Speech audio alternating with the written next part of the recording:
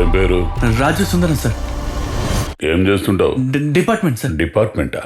ఏ station? అంటే అది direction department sir. ఏడున్నావురా?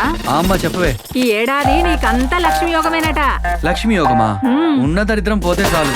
అవు బై, నాకు డౌట్, నువ్వు ఈ దరిద్రం తోటి ఈ లైఫ్ ని అసలు ఎట్లా నడిపిస్తున్నావు జర చెప్పు. గిట్లా ఉలగా లేకపోతే కూడా అంత ఈజీ అనుకున్నావా? ఏం రా ఎడ్డి అది, సిటీలో నేను ఇంకా దందాలో ఉన్న కథలు పడుతున్నావులే. मेरे घर पे तो फोर्स कर रहे शादी के लिए.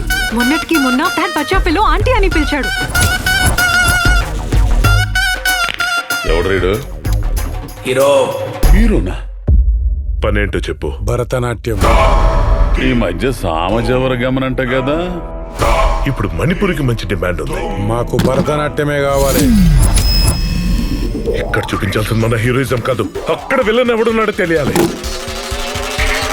ఇక్కడ మంచి సాంగ్ పెడితే ఎలా ఉంటుందంటావు? ఈ టెన్షన్ లా గర్ల్ ఫ్రెండ్ అవసరమరా నీకు?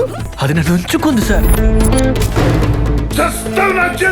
నా చేతిలో చావకుండా చూసుకో.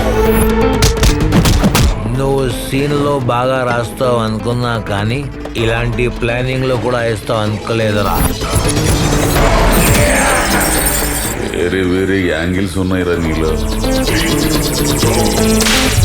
అసలు ఏం జరుగుతుంది భయ్యా? ఇంతమంది ఆర్టిస్టులు ఎందుకున్నారు?